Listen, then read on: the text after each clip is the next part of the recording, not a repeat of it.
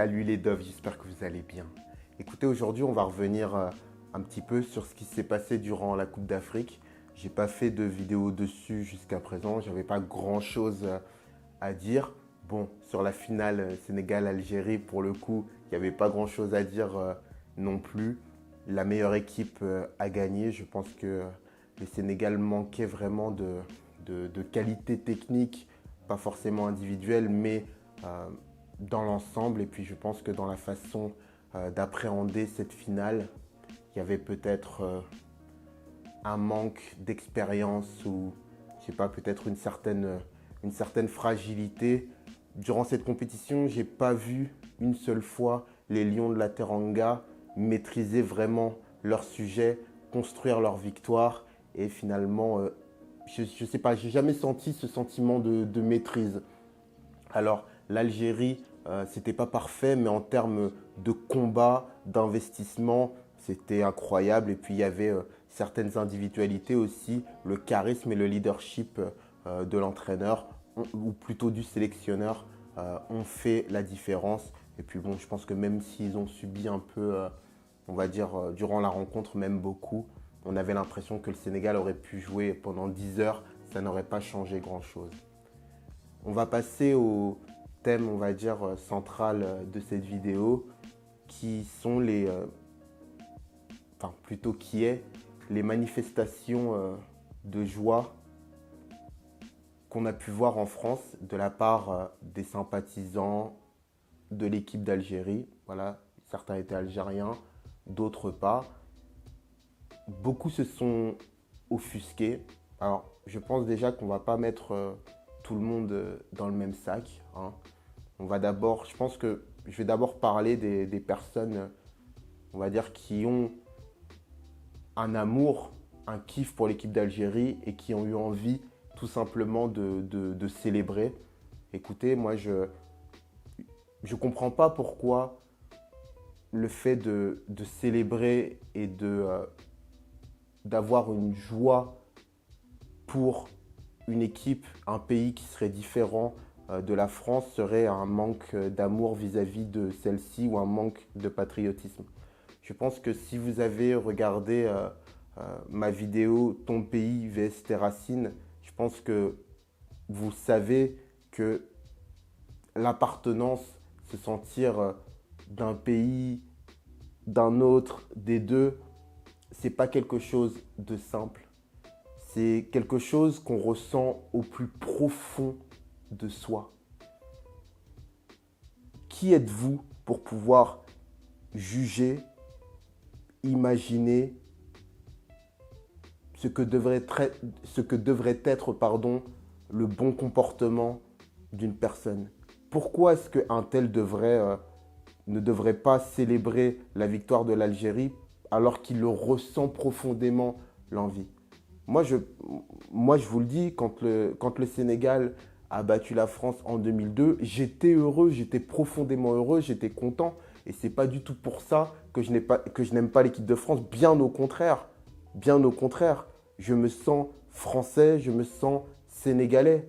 Voilà. Et je pense qu'on ne peut pas diviser les choses à 50%. On ne peut pas dire 100%, 100%. En tout cas, moi, ce n'est pas mon cas. D'autres peuvent le faire. Je pense que chacun vraiment vit sa multiculturalité d'une manière différente. Et il n'y a absolument aucun problème. Et arrêtez, en tout cas je parle à certains types de personnes, de vouloir que d'autres choisissent entre un pays ou un autre. Moi je pense qu'à partir du moment où on est régi par les mêmes valeurs, qu'on respecte la loi, voilà, qu'on a un socle d'unité commun. Après, je pense que chacun doit être libre de mener sa vie comme il le souhaite.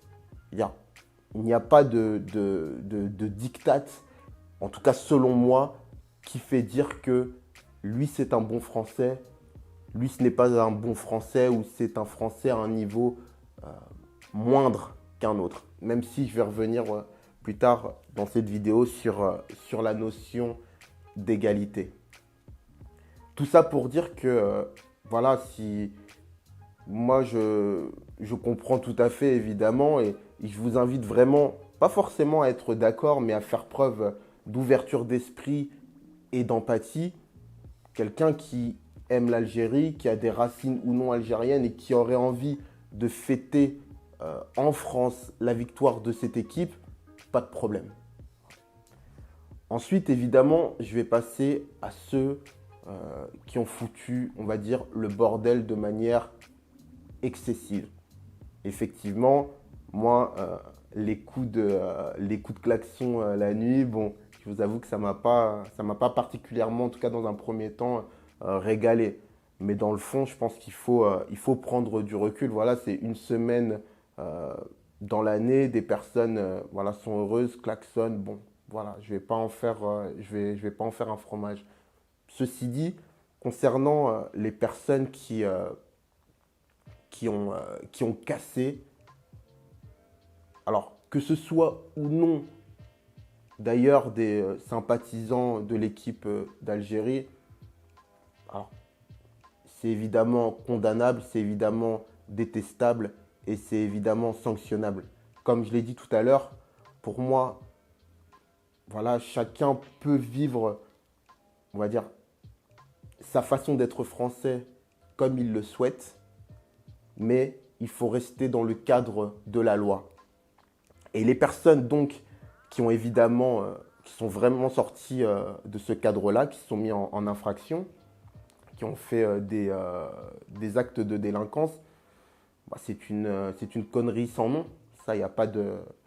Et moi, je me suis interrogé pardon, tout de même sur la pertinence de ce genre d'acte, ou du moins sur les velléités, d'où ça vient, pourquoi, comment. Alors, j'imagine très bien que ce ne sont pas forcément des personnes qui vivent dans un contexte nécessairement agréable. Mais à quoi ça sert de faire ça? À rien du tout. À rien du tout, à part continuer de faire stigmatiser une partie de la population, souvent la même.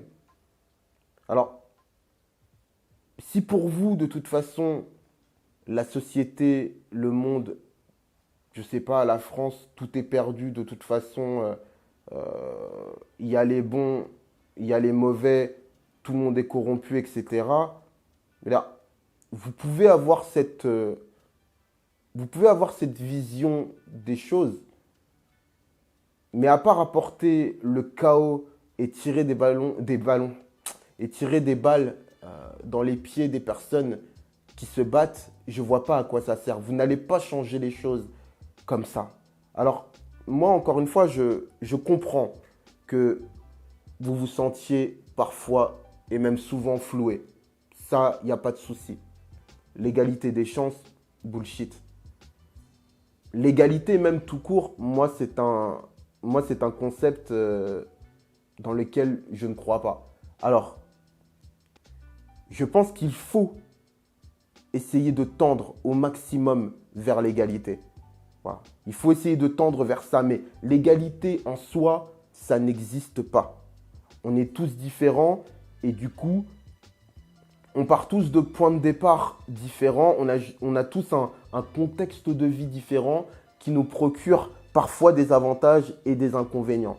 Moi, par exemple, je sais que le fait d'être noir, ben écoute, parfois, c'est pas forcément un avantage. Et puis d'autres fois, ça me sert aussi. Voilà, je pense que chacun doit être capable de pouvoir utiliser et profiter au maximum de ce que la nature, Dieu, si vous êtes croyant, vous a donné.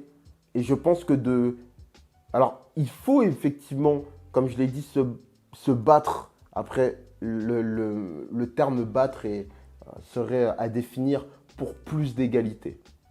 D'accord? Mais là, ça ne sert à rien de le faire de cette façon-là. Ok, il y en a certains certains dirigeants, certains hommes politiques profitent, abusent, etc. Mais ce n'est pas pendant la victoire de l'Algérie qu'il faut manifester pour crier sa haine, sa colère, son désespoir. Parce que là, non seulement vous gâchez la fête d'une partie des personnes, mais en plus, c'est un coup d'épée dans l'eau. Alors, on peut penser ce qu'on veut euh, des Gilets jaunes, mais au moins, ils ont eu l'intelligence de réagir, de rebondir après un fait précis. Et donc, du coup, leur action a été une réaction à des actes politiques. Vous voyez ce que je veux dire? C'est-à-dire qu'il y a un enchaînement logique et donc du coup, on comprend. Là, on ne comprend rien. On ne comprend rien du tout. Alors, on sait dans le fond que c'est un mal-être et que du coup, vous ne vous sentez pas forcément considéré à égalité par rapport à d'autres qui auraient vécu dans d'autres conditions ou qui ne seraient pas de votre origine ou qui ne seraient pas de votre religion ou de votre classe sociale. Ça, encore une fois, je le comprends. Mais le truc, c'est que, comme je l'ai dit encore une fois, ne perdez... J'ai pas envie de vous dire de ne perdez pas votre temps à ça, mais en tout cas, je pense que chacun agit de manière différente. Mais moi, en tout cas, je sais que de manière tout à fait pragmatique, si je veux, à mon niveau, lutter contre le racisme, lutter contre les préjugés et permettre peut-être à d'autres personnes qui ne sont pas forcément, on va dire, représentatives du français de souche, entre guillemets, moi, le meilleur moyen que j'ai trouvé, c'est de réussir et d'être exemplaire et de montrer à certains qu'on peut y arriver en ayant nos valeurs et en faisant les choses de la bonne façon. J'entends en étant en phase avec nous-mêmes. Vous le savez très bien de toute façon que quand on appartient en tout cas à une minorité, je ne sais pas encore ce que c'est, mais je vous le dis comme ça pour que vous puissiez comprendre, vous savez très bien que tous les actes que vous faites sur le court, sur le long terme, sur le moyen terme, aura des conséquences pour les personnes, on va dire, qui vous ressemblent, ou du moins pour les personnes que la norme estime vous ressembler. Donc vous avez, je dirais pas le poids, pas du tout, mais vous savez très bien que que vous ne représentez pas que vous-même. Alors, vous pouvez dire, oui, mais c'est tellement la merde que j'ai pas envie de m'occuper des autres. Mais honnêtement, si vous voulez, on n'a qu'une vie. La vie, elle est courte. De toute façon, quoi qu'il arrive, ça va être dur à un moment. Je pense que c'est dur pour tout le monde, quelle que soit sa condition. Mais le truc, c'est que ne gâchez pas encore plus ce qui est difficile. Ne gâchez pas encore plus ce qui est difficile. Après, je ne me permettrai pas de juger, d'en dire plus. Chacun a un parcours différent, des difficultés différentes, une vie différente. Je pense qu'il n'y a pas grand-chose, il n'y a pas grand-chose à dire, mais honnêtement, sachez en tout cas qu'à chaque fois que vous faites ce genre d'acte, vous avez vraiment un effet néfaste vers tout ce qui est l'ouverture d'esprit du commun. Je veux dire, honnêtement, aujourd'hui, je veux dire, être maghrébin et musulman en France, c'est extrêmement difficile. Je crois que peut-être que c'est la condition la plus difficile qui puisse être.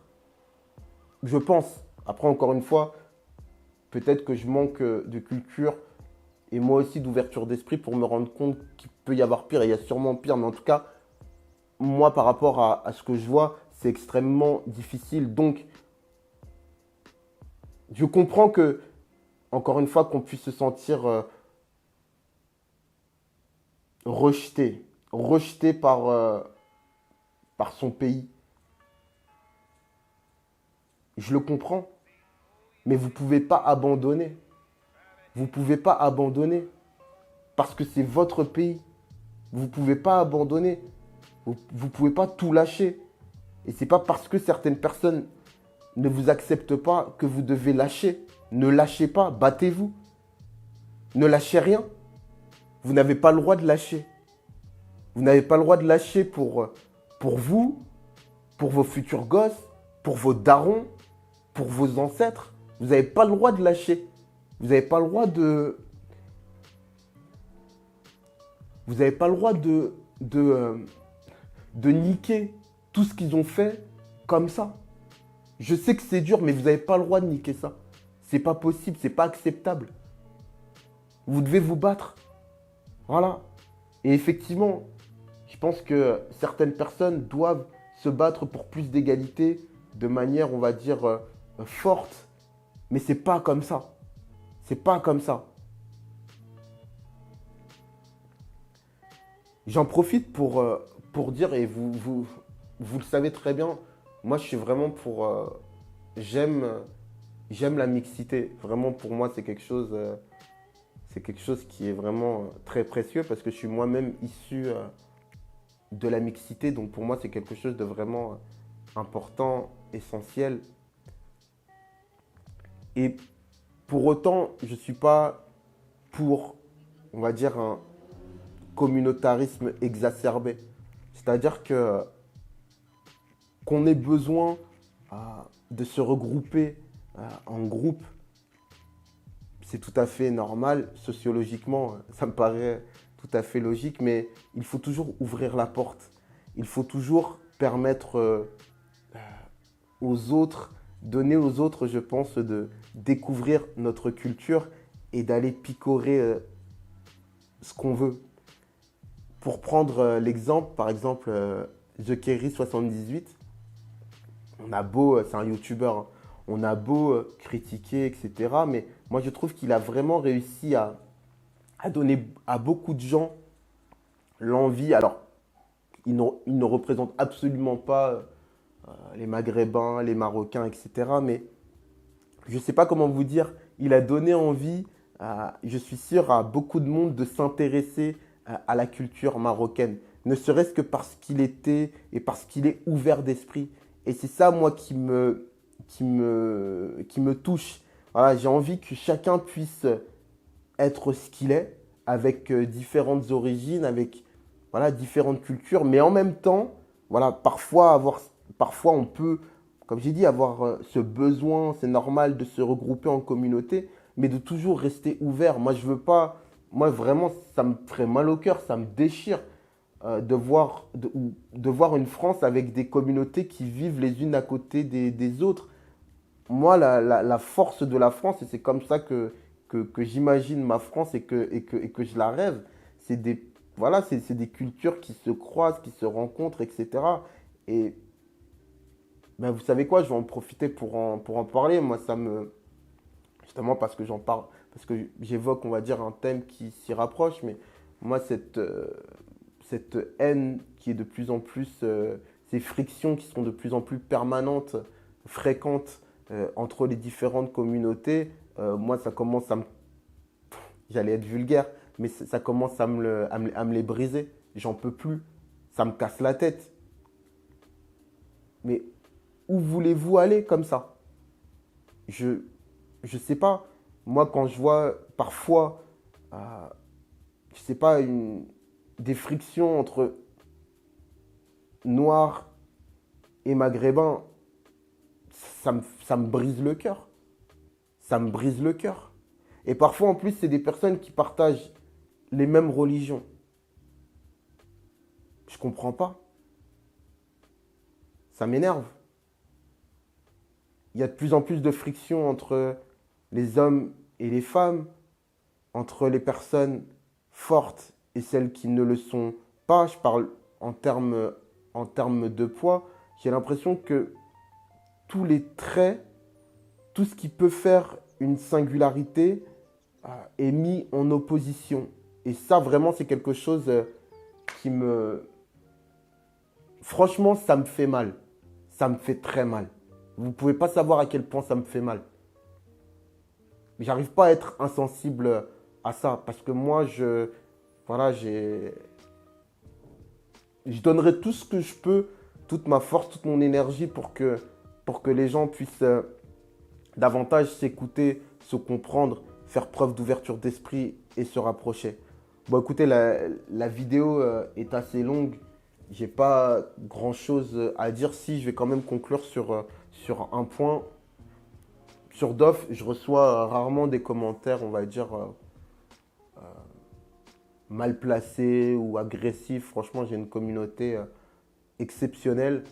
Et hier, bon, je pense que c'est pas quelqu'un qui est abonné. J'ai reçu un commentaire sur la vidéo de Smaïl Bouabdella, là, qui est journaliste à beIN Sport.